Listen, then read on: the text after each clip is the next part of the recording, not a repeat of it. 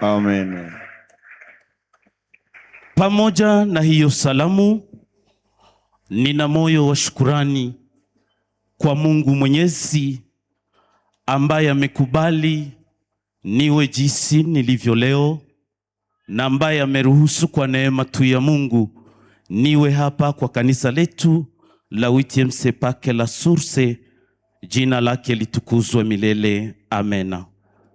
Lakini pia ninashukuru baba mchungaji pamoja na baraza la wazee, uongozi wa vijana katika district yetu eklesiastike ya hapa Goma, pamoja na presida wa vijana hapa kwa kanisa letu la Source na Wakristo wote ambao mumekubali kwamba tunaweza pata neema ya kusimama kwa haya madhabahu. Wazazi, asante.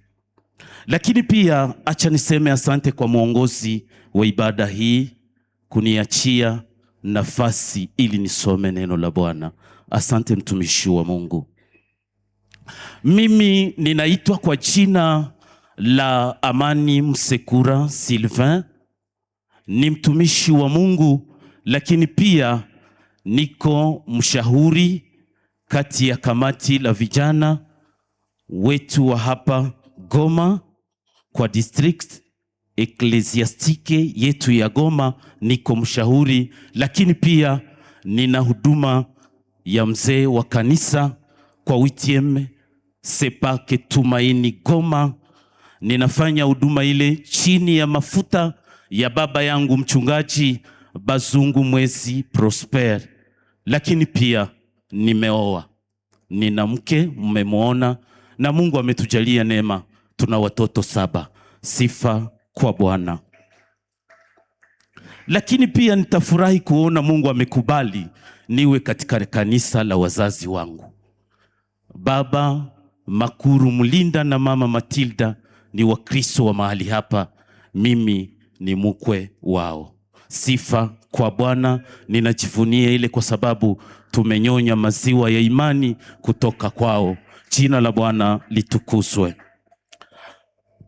Katika mchana wa leo, kwa neema ya Mungu, ningehitaji nione vijana ambao wako katika mkutano huu wasimame na mkutano wote tushangilie utukufu wa Bwana. Kuona tuko na vijana wote, wavulana na wasichana wanaweza kusimama, lakini pia tushangilie utukufu wa Bwana.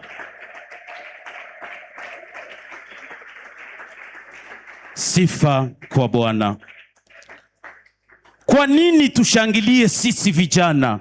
Kwa sababu Mungu mwenyewe ametambua kwamba vijana tuna nguvu. Haleluya. Na katika mchana wa leo Mungu ametujalia neema kwa komunote yetu ya Sepak. Sisi vijana leo tarehe 12 mwezi huu tunao na mwaka tunao, tuwe na siku ambayo tutaonesha kilicho ndani yetu. Jina la Bwana litukuzwe. Na kwa hiyo tutasoma maneno ya Mungu. Tutasoma maneno ya Mungu katika waraka wa Paulo mtume kwa Waefeso sura 5 mstari wake wa 14 hadi 15. Lakini pia tutasoma, pia tutakuwa na usomi katika vitabu vitatu.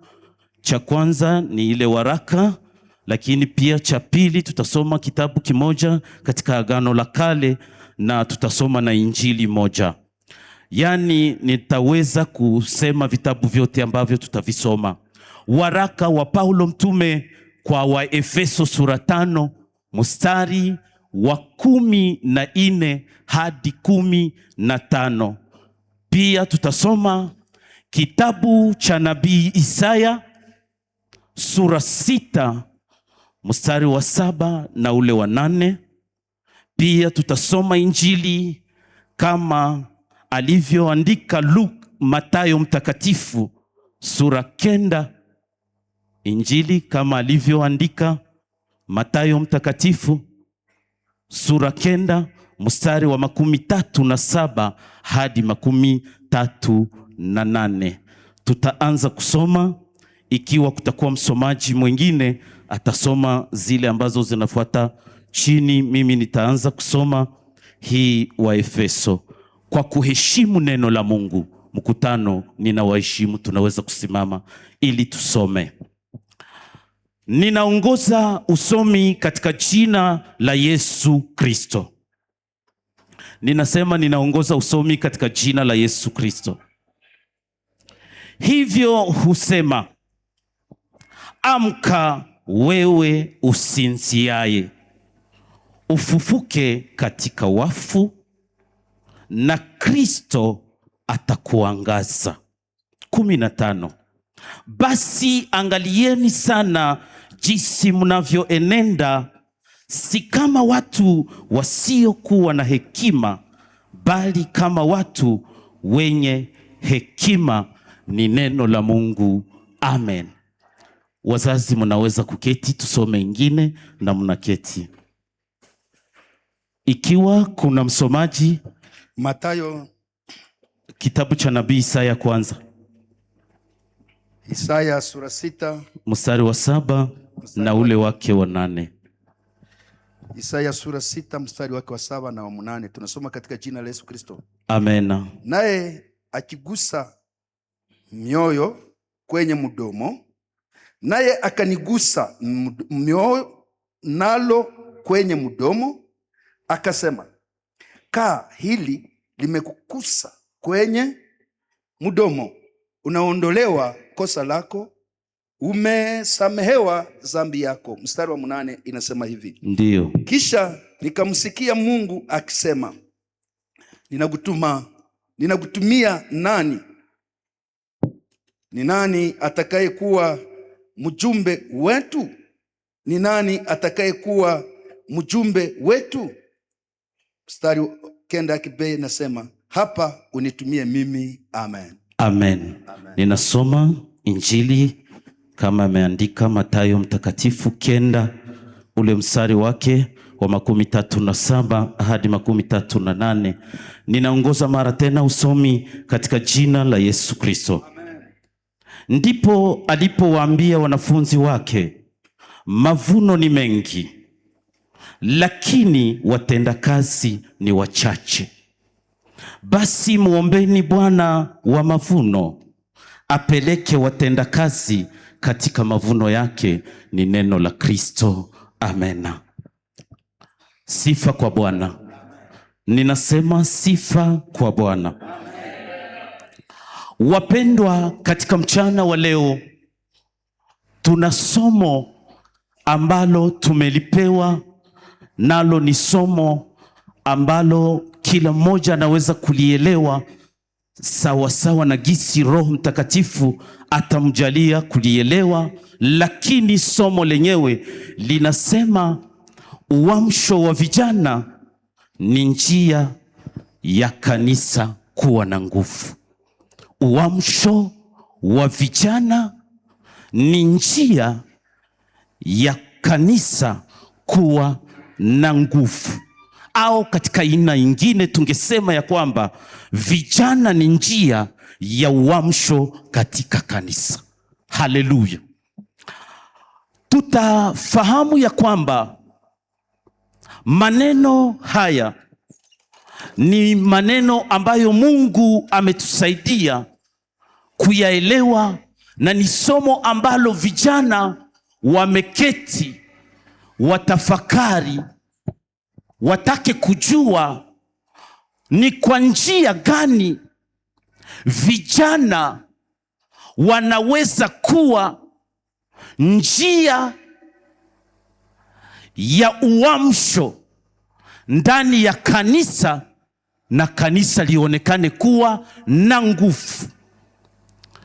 Katika usomi huu, wapendwa, ambao tumesoma, tutafahamu ya kwamba Paulo iko nataka kutuambia sisi kanisa kwa ujumla, hasa sisi vijana wa komunote ya 8e Sepake, Mkongo yote mzima, kwamba tuelewe na tujue kwamba tunapaswa kuwa makini.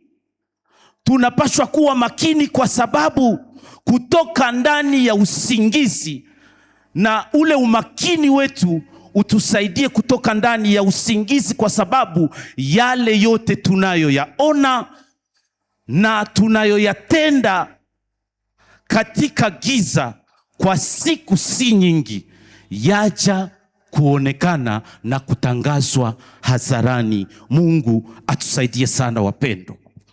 Na katika somo hili nimepima kuangalia, tutaona karibuni maneno matatu. Na haya maneno matatu, neno la kwanza ni uamsho, na neno la pili tutapenda tujue kijana ni nani. Neno la tatu, kanisa ni nani au ni nini. Mungu atusaidie sana wapendwa. Katika maandiko matakatifu, Biblia inatuambia ya kwamba amka wewe unayesinzia. Katika Kiswahili cha Kongo wanaandika wewe unayelala. Kabla sijaleta udondozi wa maneno haya matatu, nimependa tujue kwanza kama kuna aina mbili ya usingizi. Kuna aina mbili ya usingizi. Na huu usingizi ukiwa na aina mbili, wapendwa katika Kristo, kuna usingizi wa mwili, lakini pia pana usingizi wa kiroho. Na huu usingizi wa mwili ni usingizi ambao uko na maana kwa maisha ya mwanadamu ili kuboresha afya yake. Tutafahamu kwamba madaktari wanatushahuria kwamba baada ya kufanya kazi zetu za mwili au zinginezo, mwanadamu anahitajika kuwa na muda wa kupumzika. Huo ni usingizi ambao tunauita ni usingizi wa mwili ambao uko na maana. Ukikosa usingizi mpendwa, utahatarisha mwili wako. Ile ni aina ya kwanza ya usingizi. Ina maana wewe na mimi tuna wajibu ya kupata muda wa kusinzia, ili kwamba hali fulani fulani za mwili wetu zipate kuboreka kiafya, na tuone kama tunaweza kuendelea katika kuishi katika maisha kwanza ya kawaida. Usingizi wa pili ni usingizi wa kiroho. Huu usingizi wa kiroho ni usingizi ambao mie nimeulinganisha, nimeona kwamba ni usingizi ambao nimefananisha na mauti au kifo. Na hiki kifo wapendwa, tuelewe kitu kimoja, kwamba mtu ambaye amekufa hakuwake na habari, hakuwake na kukuwa na ile neema ya kujua nini yenye iko napita tena katika ulimwengu wala katika jamaa lake. Huyu mtu ambaye amekufa, amelala usingizi wa kifo, hajue tena vyenye viko vinapita au vyenye viko vinafanyika. Lakini pia nilitambua kwamba huu usingizi, mtu akiwa amekufa hana huruma. Maiti haikuwake na huruma. Kwa nini niseme maiti haina huruma? Maiti ingekuwa na huruma, au huyu mwenye amekuwa maiti angekuwa na huruma ya watu, wakati yenye mtu amekufa wa maana, na hakukuwaka hata mtu mwenye haiko wa maana. Watu wote wako wa maana. Jina la Bwana litukuzwe. Huyu mtu wa maana amekufa, na wakati amekufa watu wanalia, watu wanaomboleza, wanakumbuka yale matendo mazuri aliyoyafanya, wanaanza kutaja mamoja mamoja. Lakini maiti yeye analala tu.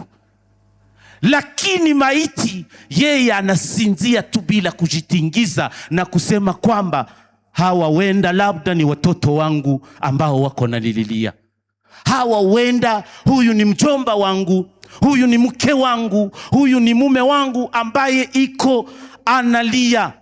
Njoo habari za usingizi wa kiroho. Niseme hivi basi katika kutaka kukuelewesha huu usingizi wa kiroho ambao nimefananisha na kanisa ambalo kwa siku za leo hawajue kuhesabu na kuangalia ni nyakati gani ambazo tuko ndani, ambazo tunastahili, ambazo tunapaswa kukengeuka, kuamuka na kutoka katika usingizi wa kiroho kwa kumsifu na kumtukuza Mungu, kuyaishi maisha ya utakaso. Huu usingizi umesababisha watu wabaki kimya na kusahau kwamba hapa karibuni Bwana acha na kulichukua kanisa.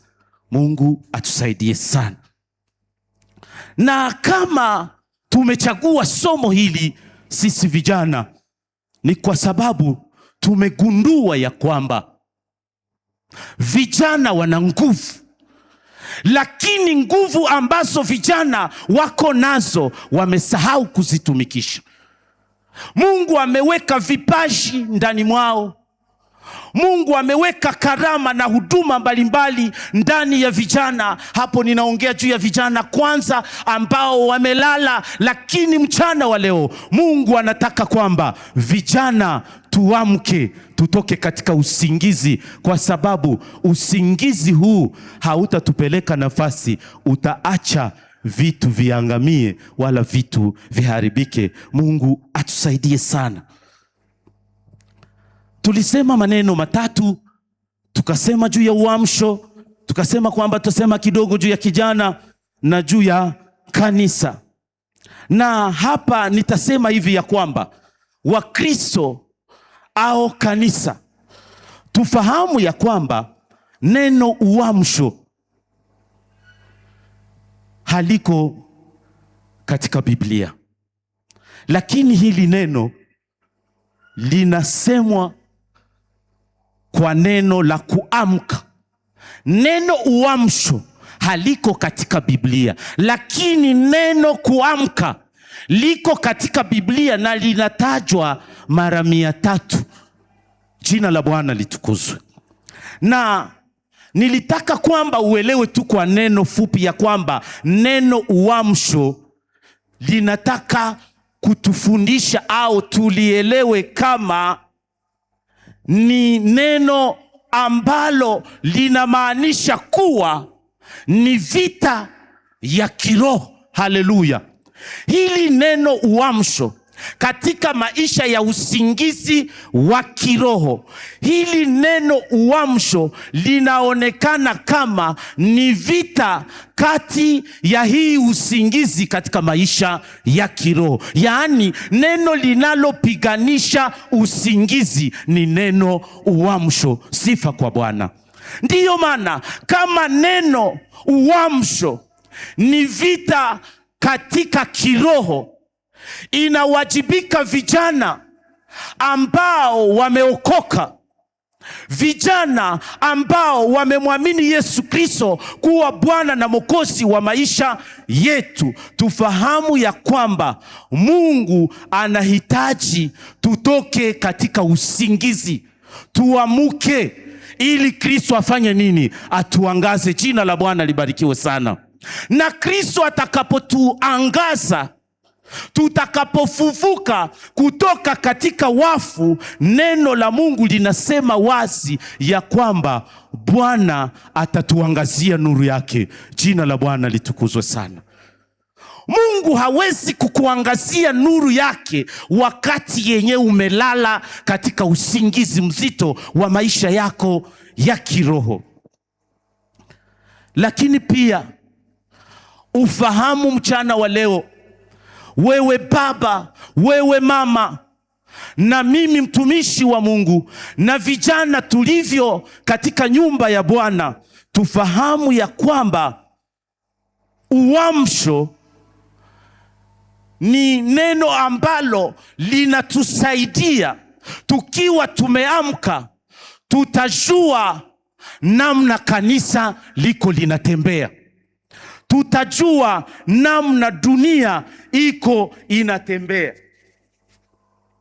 Tutajua siye wa Kristo jambo lenye linahitajika tufanye na jambo lenye linahitajika tusifanye. Lakini kama uko katika usingizi, kama uko katika kulala, kama umefananishwa na mfu ambaye amekufa, hana huruma, hautajua nini Mungu anahitaji kwako katika maisha yako ya kiroho. Hautajua nini Mungu anahitaji katika maisha yako ya ujana. Lakini kile ambacho Mungu anahitaji katika maisha yako ya ujana, wewe kaka wa mahali hapa kwa kanisa la Source, ni kwamba Mungu anahitaji uamke, utoke katika usingizi ili Bwana aweze kukuangaza. Jina la Bwana litukuzwe. Ili Bwana aweze kuangazia nuru yake kwa maisha yako. Wewe kijana ambaye uko mahali hapa, ni sherti uamke, utoke katika usingizi. Na ninaposema juu ya kuamka na kutoka katika usingizi, niko tunataka kusema katika hali ya kiroho unahitajika wewe kijana kujitahidi kuyaishi maisha ya utakaso. Haleluya!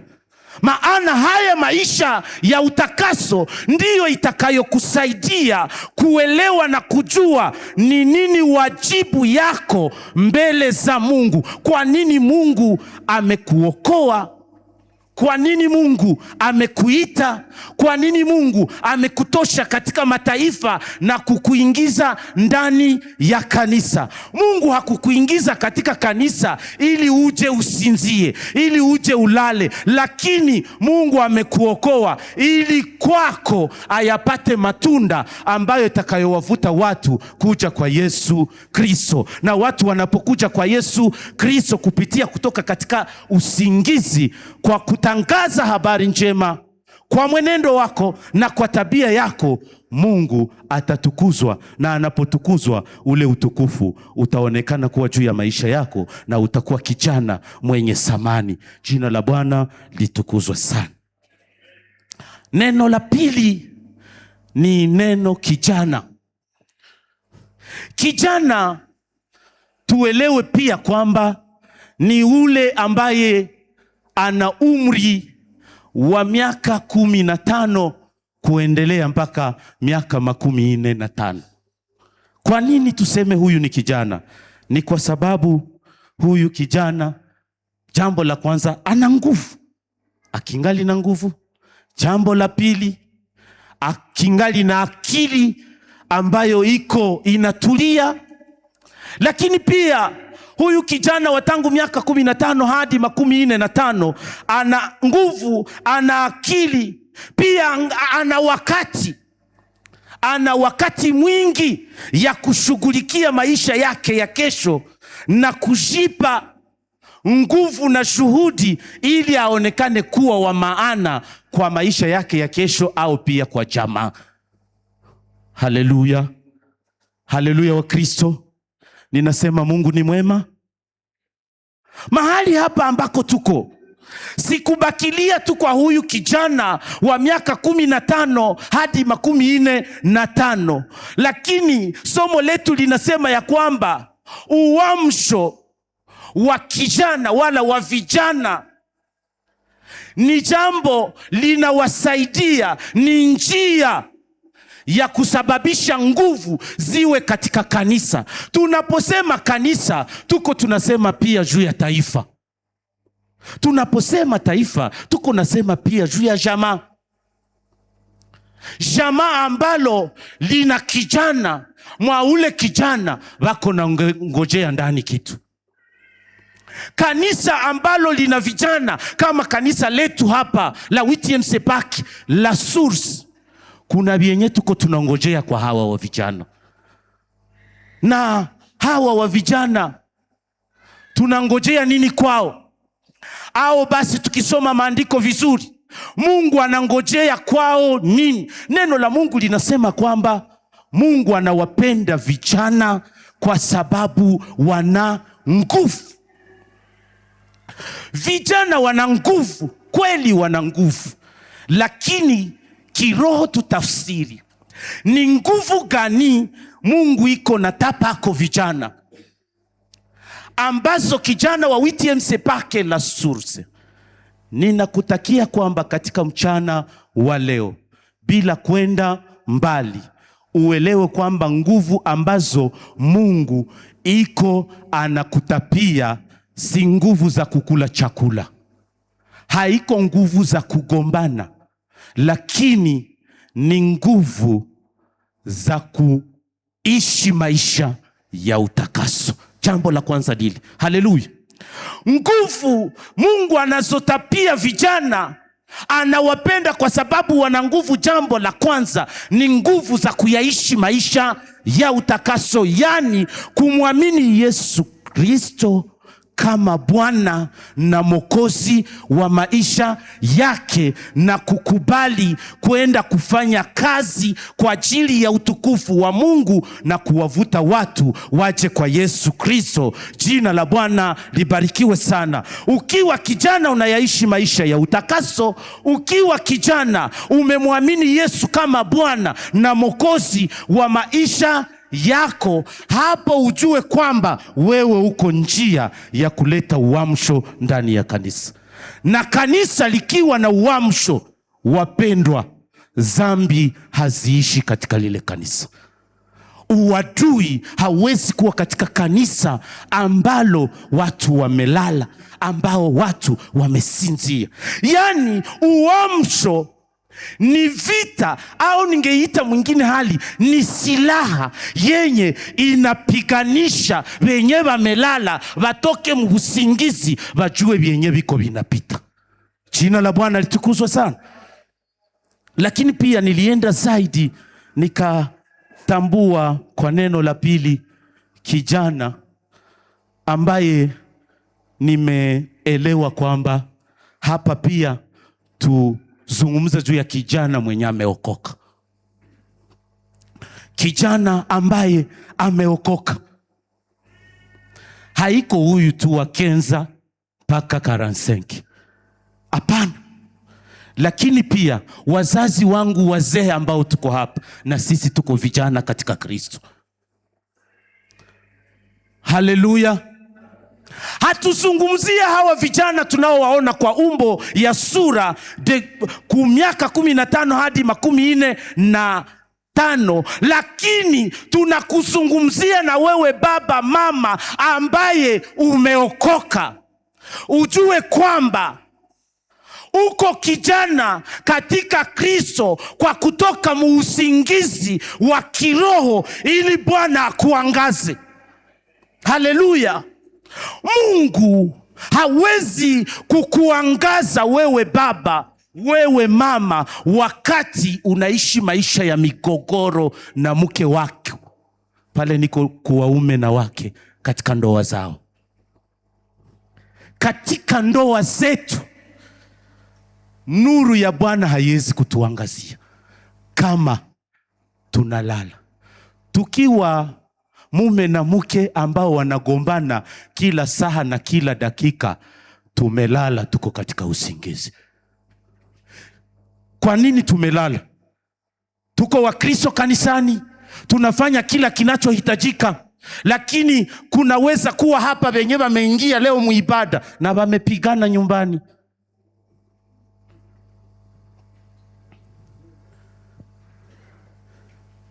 Kunaweza kuwa kijana ambaye anajitapa kuwa ana nguvu, lakini ameingia kanisani na amefanya uzinifu nje, au usherati, au ameiba, au amempiga mzazi wake. Ule analala, iko katika usingizi. Kwa nini analala? Kristo atakuja kulichukua kanisa na hajui. Mungu atusaidie sana. Yaani pale niko nasema juu ya wazazi wetu, wa baba, wa mama, vijana na wasichana, tufahamu ya kwamba na sisi tuko vijana katika ulimwengu wa kiroho. Mungu anahitaji kuona kwamba tumeamka. Mungu anahitaji kuona kwamba tumetoka katika usingizi, tumefufuka. Mungu hawezi kutuangaza, wewe mtumishi, hata uwe mchungaji, hata uwe mzee wa kanisa kama nilivyo kwa neema ya Mungu. Mungu hataona uzee wa kanisa, lakini Mungu hataona unyofu wa moyo. Sifa kwa Bwana. Ninasema Mungu hataona pesa ambazo uko nazo. Mungu hataona masomo uliyoyasoma. Mungu ataona maisha ya utakaso. Mathayo 5:8 natuambia, heri wenye moyo, maana hao ndio watamuona. Ina maana vijana tusijivunie ujana, lakini tujivunie kuyaishi maisha ya utakaso. Maana tukiishi maisha ya utakaso, ni ndani yetu tutaona kanisa linalokuwa na nguvu kesho. Tutaona jamaa inayokuwa na thamani kesho. Tutaona taifa linalokuwa na thamani kesho. Mungu atusaidie sana wapendwa. Neno la tatu ni kanisa. Neno la tatu ni kanisa.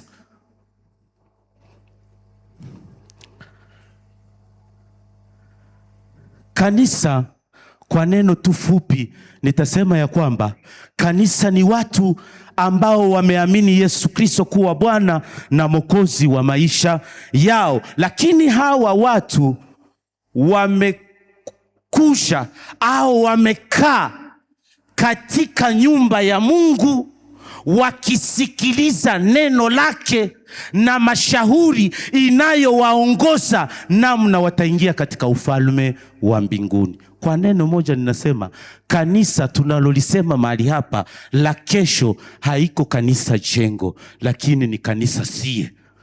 Haleluya. Ni kanisa sie kwa sababu sie ndio wenye Yesu alikuyatafuta. Na kwa kututafuta alikubali kuyatoa maisha. Ndiyo maana neno la Mungu liko wazi katika Yohana 3:16. Kwa maana jinsi hii Mungu aliupenda ulimwengu. Ningesema basi mwingine hali tafadhali, haiko ndio vile andiko nasema Mungu aliupenda ulimwengu, lakini ningesema kwa maana jinsi hii Mungu alipenda vijana, wa baba, wa mama wa kanisa la Source, akamtoa mwanawe wa pekee ili kila atakayemwamini asipotee, lakini akuwe na uzima wa nini? Sifa kwa Bwana. Ina maana hawezi kuwa na uzima wa milele kama haukupokea Kristo ndani ya maisha yako. Ukimpokea Kristo, uhakikishe kuwa umeamuka muusingizi na umefufuka katika wafu. Kristo akae ndani yako. Akikaa ndani yako atakuangaza. Haleluya. Akikaa ndani yako katika maisha yako ya uchuruzi, utakuwa naogopa, mie niko Mkristo, sina dhurua kusema bongo. Haleluya. Kijana mwenye ameokoka, mwenendo wake unawavuta watu kuja kwa Yesu Kristo. Kijana hauwezi kuwa njia ya kuleta uamsho mudunia kama uko na dhambi. Ina maana kinachohitajika hapa, niko na sititiza vijana wenzangu, katika hii siku tumejaliwa na Mungu, tufahamu ya kwamba hii kuamka na kutoka katika usingizi, hakuna kingine Mungu iko natuambia, hakuna kingine Mungu anatuhitaji yako. Anahitaji aone mwenendo wetu uko safi na sawa gisi neno la Mungu linatuagiza. Anahitaji aone maisha yetu mitaani, mukartie, muaveni, hata hapa mkanisa, baba mchungaji na wazee washuhudie kweli, huyu kijana tuko naona mtumishi wa kesho, tuko naona mchungaji wa kesho, tuko naona mama kiongozi wa kesho. Hawatasema kama uko kiongozi wa kesho, hawa mzee wa kesho au mchungaji wa kesho katika kutunga bongo. Hapana. katika kutokuwa mwaminifu kwa yale maneno ya Mungu yanakufundisha na kukuagiza. Vijana, tujitahidi katika mchana wa leo. Tunataka kuomba Mungu, lakini katika hili swali, katika hili somo, tafadhali, nilikuwa na swali moja ambalo nimejiuliza, na wewe unaweza kujiuliza nalo. Ni namna gani vijana tutakuwa njia ya uamsho ili kanisa liwe na nguvu? Ni namna gani vijana? Nimesema kama tunaposema juu ya vijana, wewe mama mwenyewe uko hapa, usiwazie kama tu tuko kukijana mwenye haya Usiwazie tu kama tuko kukishana mwenye miaka yake ingali miaka 45. Nimekuambia kiroho, ujue papa mtumishi wa Mungu Bikingali, ujue kama na wewe uko kijana ndani ya Kristo. Mungu anahitaji uamuke. Mungu anahitaji utoke katika usingizi, kwa sababu hapa karibuni Yesu aja na kulichukua kanisa. Kama Yesu atakuja kulichukua kanisa, wewe kijana Mkristo, wewe kanisa la kesho, nguvu gani uko nazo na unasinzia? Mwizi atakuja na haujue. Nadhani zamu mwenye anasinzia, ule zamu bosa akamkuta anasinzia, anamfukuza mkazi. Swali letu ni swali ambalo liko linataka kutusaidia sisi wasafiri katika safari ya kwenda mbinguni. Ni namna gani vijana tutakuwa njia ya uamsho makusudi kanisa la kesho likuwe na nguvu? Niache basi kanisa, taifa, jamaa, maisha ya kawaida, mjamaa yako wewe kijana, baba yako asema jitape, kama hata kuko bazazi wengine wenye banasemaka masemi yao ya kwamba hapa ninaweza kufa sasa kwa sababu nitaacha mwanaume. Na kuna na mwingine mzazi, kuna mara anasema katika kinywa chake, nikikufa nitaacha nani? Mungu atusaidie sana. Ninachokutakia mchana wa leo, wewe kijana wa hii umri wa hii miaka tumesema, na wewe Mkristo, jitahidi kuamuka kutoka katika usingizi ili Kristo akuangaze, ili kwamba Kristo anapokuja kulichukua kanisa lake akukute huko tayari.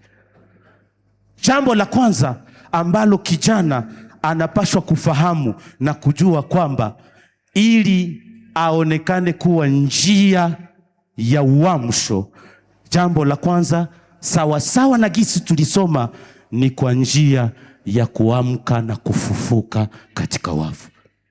Haleluya. Pale niko nataka kusema ya kwamba vijana tunapoamka na kufufuka kutoka katika wafu, tuko tunafundishana tu mchana wa leo ya kwamba ni kuogopa dhambi, ni kujitenga na uovu, ni kujitenga na mabaya. Kila jambo lolote lile litakalosababisha utukufu wa Mungu usikusogelee, ukuache, Mungu asikue pamoja nawe, epukana na vile, ili kwamba uonekane kuwa uko njia ya uamsho. Hauwezi fanya uamsho, hauwezi leta uamsho katika kanisa na mwenendo wako mbaya. Mukartie uko mwizi, wajene wengine wa mkartie watakokae, hawawezi kufata. Nadhani wazazi mko mashahidi, mwenendo wa mtu mkartie inachaka wanamfuata kwenye anaendaka. Neno la pili tuangalie, njoo ile niko nasema, neno la pili ili tuonekane njia ya uamsho, tuangalie mwenendo wetu, tabia zetu. Wa Kristo, ili Kristo akuangaze na wewe, angalia mwenendo wako na jirani. Mtumishi mwenzangu katika baraza, mwenendo wako uko namna gani na wazee wenzako? Wala na wazee wenzetu, na mimi nijitie ndani, mwenendo wangu uko namna gani? Baba, tabia zako. Je, niulize swali, mke wako anaweza kukushuhudia kama uko mtumishi? Kijana, Baba yako anaweza kushuhudia kuwa kweli ninamshuhudia kijana wangu ni Mkristo. Kama kweli utashuhudiwa kuwa uko Mkristo kwa mwenendo wako, kwa tabia zako, kwa hali yako ya namna unavyoishi, tayari uko miongoni wanaoleta uamsho. Uko miongoni mwa wale wanaosababisha uamsho uingie kanisani. Jambo la tatu, vijana au Wakristo ambao niko nasema kanisa, tuache kuwa wajinga. Tusome neno la Mungu na tulisikilize ili tujue wapi dunia iko natoka na wapi iko naenda. Maana ni katika maneno ya Mungu ndimo tutapata busara. Vijana, ni katika neno la Mungu ndimo tutapata ujuzi ulio wa zaidi kushinda ujuzi ambao tunaufuata kwa mtandao. Kijana mwenye ameokoka, hatukataze, unaweza kufanya mtandao, unaenda kwa mashene zote, kurezo zote, lakini kijana Mkristo anapaswa jua ni mambo gani atafuata kwa mtandao. Jenese yetu ya leo, vijana wetu wengi wamepotea kwa sababu ya mtandao. Siko adui wa mtandao, kwa sababu na mie kuna mara ninaingia yako, lakini ninaingia yako nikiwa na vitu ninavyovilenga. Navyo ni vitu vya kuleta utukufu kwa Mungu. Tuache kuwa wajinga, maana ni neno la Mungu ambalo limetuonya vile. Tuache kuwa wajinga wa kutokusoma maneno ya Mungu. Tuache kuwa wajinga wa kutokupenda kusikiliza maneno ya Mungu. Tuache kuwa wajinga wa kutokupenda kusikiliza mashauri au maonyo. Lakini ninachowatakia katika mchana wa leo na katika maisha yetu ya safari ya kwenda mbinguni, tuyapende maneno ya Mungu. Tuyasikilize maneno ya Mungu. Maana neno la Mungu linasema, na maneno ya Mungu yakae kwa wingi katika maisha yetu. Neno la ine mwisho, vijana tunahitajika kuomba Mungu atuvike nguvu, haleluya, ya kutumika kazi yake. Kwa sababu ukienda kwa ile Mathayo, njoo pale Yesu iko nazungumza na mitume wake, anawaambia ya kwamba mavuno yako mengi, lakini watenda kazi nini? Ni wachache. Njoo anasema muombe Bwana nguvu ili awatume watenda kazi katika shamba lake. Sifa kwa Bwana. Watenda kazi si wengine, ni mie na wewe, ambao zambi zimeacha tuonekane kuwa tumelala. Zambi zimeacha tuonekane kuwa tumesinzia na tumeonekana kuwa wafu. Lakini tuamuke, tufufuke. Kuamuka ni kwamba tutoke katika zambi, tutoke katika matendo yetu mabaya, tutoke katika hali mbalimbali hizi na zile zenye hazitamfurahisha Mungu, kusudi nuru ya Bwana ikuangazie, ni ijulikane kwamba umeyaishi maisha ya utakatifu, umeyaishi maisha ya utakaso, umeyaishi maisha ya kukimbia zambi, maisha ya kukimbia mambo mabaya. Kwa sababu vile vyote vyenye siye wanadamu tunaona, haiko ndio vyenye Mungu anaona, kwa sababu Mungu yeye anaichunguza mioyo. Mchana wa leo Mungu akutendee mema. Mungu atuwezeshe na atusaidie, na abariki neno lake kwenu na kwangu. Amen.